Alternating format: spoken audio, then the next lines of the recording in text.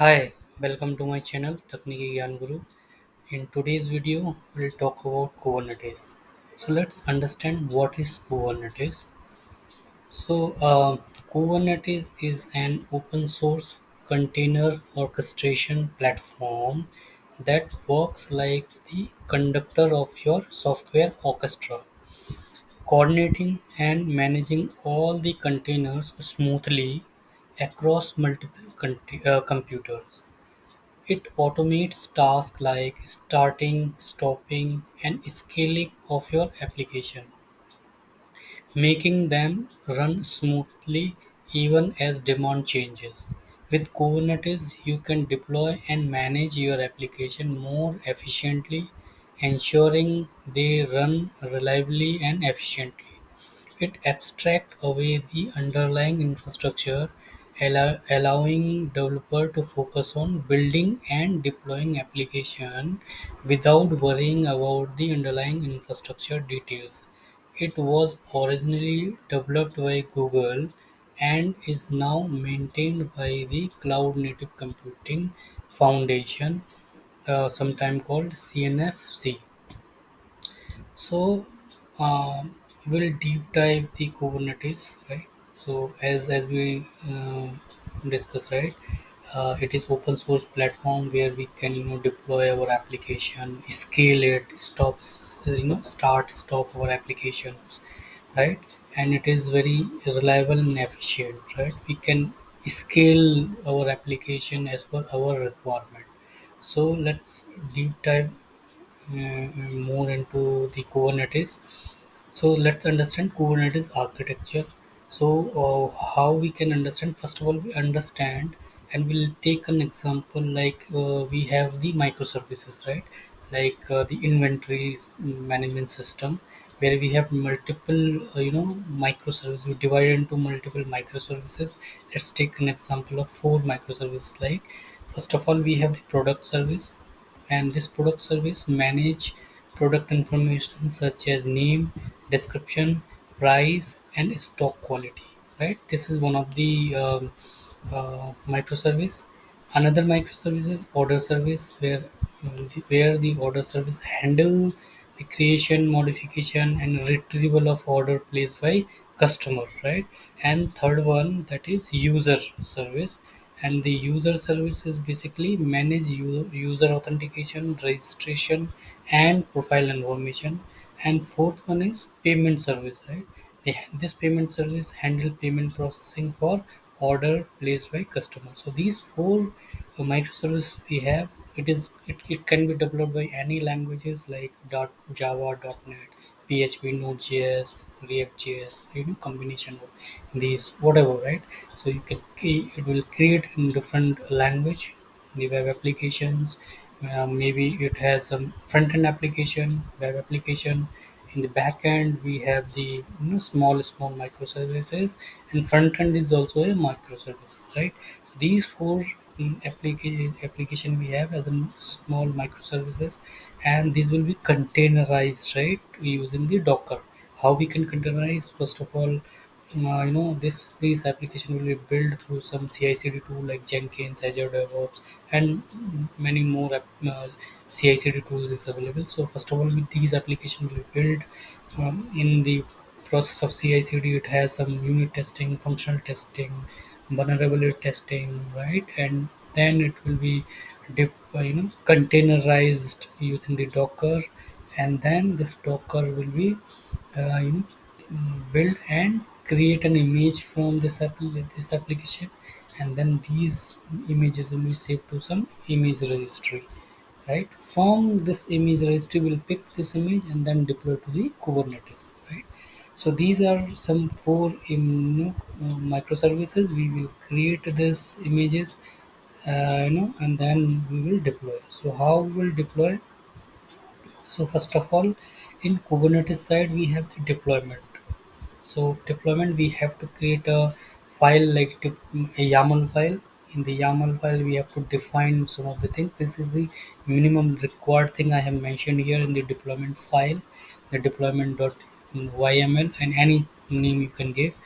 And here we have to mention the API version, The kind is deployment, right? There in Kubernetes we have different kind, right? Deployment, services, namespace, lot of other different types of kind we have, or the the component of objects we can create into the Kubernetes. So one of the thing is the deployment. Deployment is basically we deploy our application to the Kubernetes, right? Metadata and something is the name. We have the name of user of this deployment name, and then we will set the replica. Replicas means we ensure our application has three different application running in the Kubernetes system, right? Three application will be run in the form of pods. We'll discuss what is pods, right? And then we'll say the label is user, and then container definition. Where can we name the container is user, the image is user latest. So once we build and create an image and push into image registry, we can get the image, the name of the same name, right? We push into the image registry here, and then the port, in which port we are deploying it, right? With which port we can get access to this application, right? Another one is the service, right? Again, the kind is service, a version metadata, the service name, and then the selector is which deployment you want to select, right? The service will work. So I have the user, and this service will select your deployment or the application as an app is user, right? And then we'll define the port 80 target port at 0. The port is basically we will access our application from 80 ports, and it will access the port, right? The container port at 80, the same target port will be there. So based on this will be accessed. So we have taken only the user service. Other service will be as it is. We'll understand the user service first. I have taken only one example for one service, right? So we can create multiple as well as multiple thing as well. Mention the multiple container as well, right? So this way we will deploy our application and access. This is basically the services basically will expose our application from outside, so that we can the user can access, or access to the application. Now it is done, we understood. Now let's understand the internal Kubernetes architecture. So first of all, we have the master node. So node is basically the machine where we install all the Kubernetes and all, where we have different part of the node, like we have the API, etcd, and control manager, right? And scheduler. A lot of things are there with the master node. Is it is the control plane, right? That is manages all your nodes. So this is the master. From this master will manage all the containers and the nodes, right? So suppose we have four nodes: node 1, node 2, node 3, node 4. This node is basically worker node. Inside this node we will deploy our containers, right? So these nodes will be managed by the master node, right? How we will manage these nodes we'll discuss later, little later. So let's understand how these node will be configured. When we configured, it should have some configuration will be installed, or some agent will be installed on these nodes. So before that, let's understand the pods, right? What is pod is basically logical group of containers or application. Like suppose we have four this services or containers, right? So two containers will be deployed into one pod, like product service, order service. There's the product service, order service. You deploy one pod, right? I'm not saying it should be two container. It may be multiple container, right? Or one container also. That depends on the requirement, or it is managed by the Kubernetes. Now, the node can have multiple pods, right? Like this one. Another is product service, payment service. It can be based on the requirement. The master node manages these things, right? Based on the availability and all. So this will be the pod is basically with contain minimum a few containers, the logical group of containers. So if one of the pod is down, it will create another pod, right? And this will be managed by the master node. Now let's say the node 2 also have pods, product service. Node 4 is also payment service and order service, and node 3 is also have multiple pods, right? Now we have seen this one. This is just I have shown you, but I have taken an example of user service, right? But I can't see user services. So let's understand the how the user service will be deployed, because we have mentioned replica 3 means it have only 3 pods for users. So, suppose it will create one pod in node 2, like user service, and it will be accessed by 80 port. Now in the node 4, it will create user service port 80, and node 3, here also we have the user service port 80.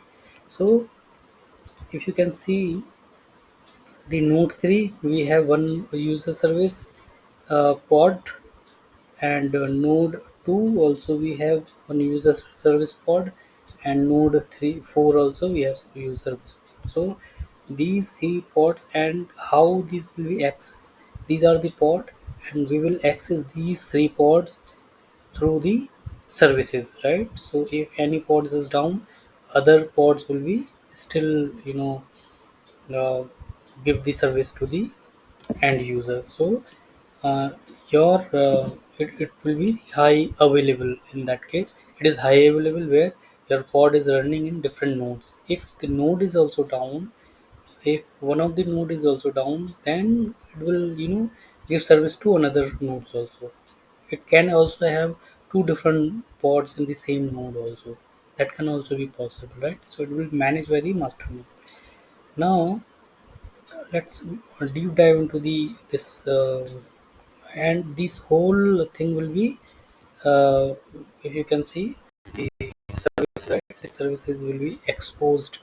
These pod will be exposed into the 80 port, and the user will be access this user service using the 80 port. And this is a whole thing, right? All pod or master node worker node pods will be called as a Kubernetes cluster. Stop, start, and scaling container. How we'll do? Let's understand. First of all, when you configure your node worker node of Kubernetes, in the worker node, kubelet agent will be installed, and also the proxy will also be installed, and some container runtime will also be installed, right? So what is the kubelet is basically the agent where it will manage your pods and all. It will see if anything is goes wrong in the pods. It will automatically connect with uh, the API, right? API server, the master node. And also the proxy will handle the load balancing of the pods and all. And container runtime is managing the container, right? If in the node the container docker is not working or docker is not installed, it will handle those kind of requests into the nodes, right? In the work nodes. In master node we say the API server is basically handle the request from the user, right? So if any request is coming from the user, it will handle it, and it will allow the user to interact with the cluster, right? And the scheduler is basically if you are deploying any containers, right? Or creating any controller pods, or deploying any pods. So it will schedule your pods and how many times, or you are deleting any pods.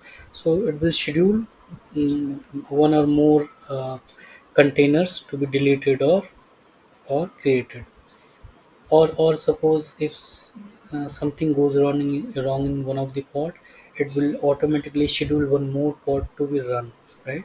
That kind of scheduling will be done by the scheduler. Third one is control manager. Control manager is manages various aspect of the cluster state, such as the replica set deployments and services. Means when we have the deployment and the services, right? These kind of the configuration or things like the uh, three replica and is deployed, right? So control manager will make sure that three replica is there, and suppose these pod will be access to the 80 port, so that control manager will be manage these things, correct? So now is the etcd.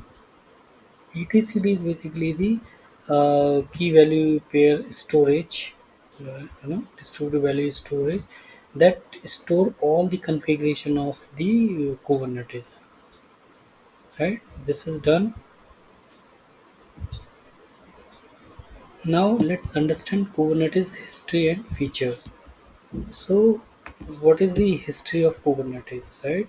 So, history is basically in the past, traditional deployment on physical server led to resource allocation issues. So, when we were using in the past, the physical servers, right? Physical servers had a lot of issues to allocate the memory, CPU to the different users, right? So that was one of the issues. Then we moved to the virtualization, where we can create with VMs and give it to them. But when we deploy our multiple application, big application, right? It was having some issues like the configuration. One of the server is configured, the other's configuration is different. Because of that, the whole application is down, right? Also, the patching of the servers is also very difficult, right? Configuration of the server, so installing servers, also the CPU, RAM managing, right? The fixing issues or replicating issues to the different servers was also issues, right? So then we came the containers. Containers like lightweight VMs offer agility and consistency across environment. The some of the key component features, including the service discovery and load balancing. It has the load balancing, like we can create the load balancing.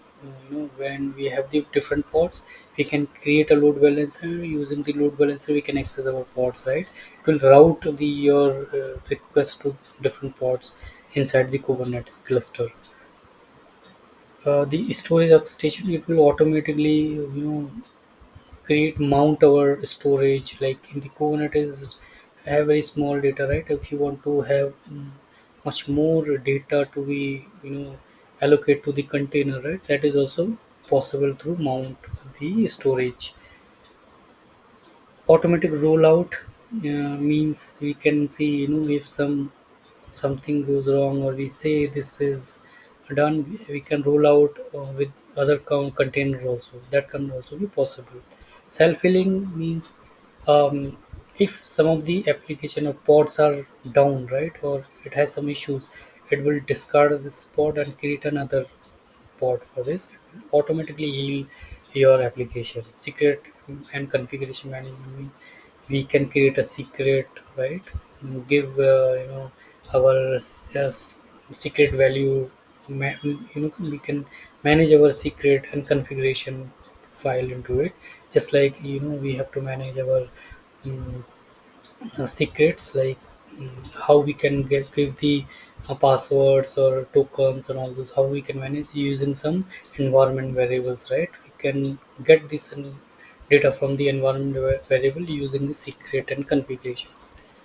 Batch execution, we can do the batch execution. Horizontal scaling, we can up and down the CPU memories and things like that, right? And it support the IP4 and IP6. It ensures a resilient distributed system, handles scaling, and enable canary deployment. As we said, you would have different deployment types like canary, blue, green, and all those things. Canary deployment is one of the things. Like we can deploy some of the mm, um, application different version. It will work two of the version, and then the previous version will be automatically discarded, and newer version will be functioning. So this way, with the canary deployment will be possible into the Kubernetes environment. And then the cannot. What Kubernetes cannot do. Kubernetes support various workload, doesn't handle source code deployment, lacks built-in service, doesn't close the logging and configuration system. Additionally, Kubernetes doesn't offer comprehensive machine management, but continually drives towards the desired state, offering flexibility and extensibility. Means, so here in Kubernetes we can't you know do the CI/CD process, like build the application, deploy the application through CI/CD process, right? Inside the Kubernetes we can have different CI/CD tools. From using those tools we can deploy our application to Kubernetes, right? Also build the application, do the unit testing inside the Kubernetes. That is not possible. Also the management of the computers, right? So machine management, that is also not managing. We manage the containers only. So now the types of Kubernetes. So we have different types of Kubernetes. Like just one of the thing is bare metal Kubernetes. What is bare metal? Bare metal Kubernetes is we install Kubernetes on our on-prem the data center, right? Everything will be managed by us. All the configuration, all the installation, all the node configuration, the master node, worker node, all with the configuration will be done by us into the data center. That is bare metal Kubernetes. Amazon EKS, Plastic Kubernetes services in Amazon, that is built by the Amazon. They have the PaaS-based EKS services. We need to subscribe for the services and then directly we can use it. The infrastructure will be managed by the Amazon, right? Next one is the Azure Kubernetes services. In Azure, similar to Amazon, Azure also provide the PaaS-based services. Azure Kubernetes services where it has PaaS-based services. We need to subscribe and then we can use the Kubernetes. We don't need to manage the infrastructure. Again, next one is the Google GK, Google Cloud in Google Kubernetes engine. That is basically, it is similar to the AKS and EKS. It has the PaaS-based services where we can just subscribe for this service and use. You don't need to manage the infrastructure, right? These cloud-based services also have the container registry, right? With the container as, services, it has the container registry also where we can push our image, right? So this way we understood the Kubernetes. Please like, share, and subscribe if you like this video, and also comment. Don't hesitate to comment if you have any doubt, any questions, or you are facing some difficulties in implementing on CI/CD application build and deployment or cloud-based services. Please comment. We'll definitely, uh, you know, support you. Also, we'll come back with some solution on more video on Kubernetes, implementation of Kubernetes, installation of Kubernetes. If you have some queries and doubts, please comment. So this will end to our video. Thank you so much for watching my video.